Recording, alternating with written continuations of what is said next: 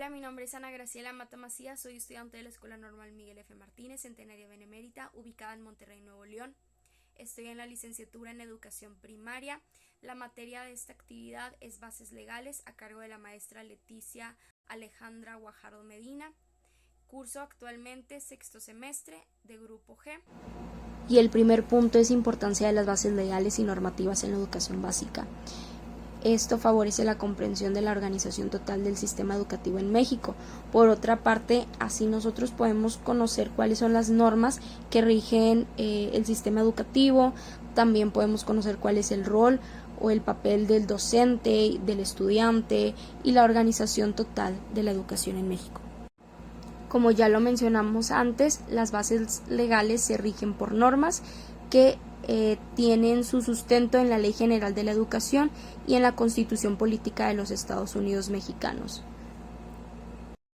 Esta ley contiene normas que regulan el sistema educativo mexicano y muchos de nuestros documentos internos o protocolos, manuales escolares, a documentos que hablan acerca del rol del docente, de los derechos de los alumnos, etcétera, se rigen por los artículos que vienen en esta ley, y el artículo que da pie a muchos de los documentos a los que nosotros tenemos acceso es el artículo 3, que habla acerca de todo individuo tiene derecho a recibir educación y acerca de la obligatoriedad de la educación primaria y secundaria. Siguiendo con los manuales de protocolo de educación, estos nos ayudan a tener una organización interna en la escuela. Un ejemplo de ello es Guía para el Regreso Responsable y Ordenado a las Escuelas, que se creó a partir del suceso de la pandemia del COVID-19 y nos da una idea general, así como algunos puntos de cómo tener un regreso seguro a las aulas después de todo lo que ha ocurrido. Otro puede ser manual y protocolos de seguridad. Se refiere a qué hacer en caso de alguna situación, de algún accidente que haya ocurrido en el aula con los alumnos, en caso de un sismo, de un atentado, etcétera.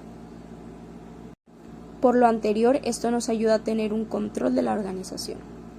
Por otra parte, seguimos con el documento que habla acerca de las responsabilidades de las maestras y los maestros para cumplir ciertas metas hacia el año 2030. Este documento pertenece a la UNESCO y se desglosa en ciertos puntos, y algunos puntos importantes a mi consideración es que todos los niños, niñas y adolescentes terminen su educación básica para el 2030, que los maestros estén en constante actualización y que en el aula se practique lo que son las futuras sociedades. Después seguimos con las acciones de los fines y criterios de la educación, que lo podemos encontrar en la Ley General de la Educación. El primero se basa en el artículo 14, que habla acerca de que la escuela es un centro de aprendizaje, de reconocer como el centro de todos los niños, niñas y adolescentes, promover participación de los pueblos indígenas, revalorizar la carrera de los maestros y maestras y dar prioridad a los planes y programas.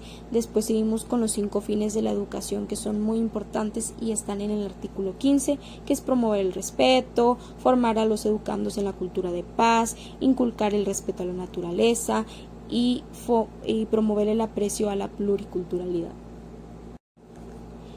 Después seguimos con los criterios para la formación integral de los alumnos, que se basan en el artículo 18, y estos se refieren a que se promueva el conocimiento científico y tecnológico, pensamiento filosófico, histórico, humanístico y crítico, entre otros. También es importante recordar los criterios que orientan la educación en México, que se basan en el artículo 16. Algunos de ellos es que la educación sea democrática, nacional, que sea humanista, que promueva el respeto, inclusiva, intercultural, integral y de excelencia. Y por último, la educación inclusiva, que es muy importante, ya que es importante que el ambiente en donde estén nuestros alumnos pueda ser un ambiente de aprendizaje donde todos puedan participar sin dejar de lado a ninguno. Y por último, sigue el documento que habla acerca de perfiles profesionales, criterios e indicadores para el personal docente, técnico docente, de asesoría técnica pedagógica, directivo y de supervisión escolar. Este documento contiene algunos principios que son muy importantes. Algunos de ellos son personas que desarrollan una actividad profesional clave para el desarrollo de los individuos y de la sociedad. Otro es que son servidores públicos conscientes de su responsabilidad social y educativa, reconocen la importancia de la formación integral y el pleno desenvolvimiento de las niñas, los niños y adolescentes, entre otros principios. También contiene propósitos, que los propósitos se desglosan en incisos y hablan acerca de ser un marco común para que contribuya a generar una visión compartida sobre lo que deben saber, ser capaces de hacer y saber ser las maestras y los maestros, los técnicos docentes, los ATP, directivos y supervisores escolares, entre otros propósitos muy importantes. Y por último encontramos los criterios del personal docente, que se desglosan en 5 capítulos, cada uno con sus puntos importantes. El número 1 habla acerca de una maestra o un maestro que asume su quehacer profesional con apego a los principios filosóficos, éticos y legales de la educación mexicana. Una maestra o maestro que conoce a sus alumnos para brindarles una atención educativa con inclusión, equidad y excelencia. Una maestra o un maestro que genera ambientes favorables de aprendizaje. Y por último, una maestra o un maestro que participa y colabora en la transformación y mejora de la escuela y la comunidad. Y este sería en sí todo el trabajo de la unidad 1 y 2 y el documento de los perfiles de los docentes.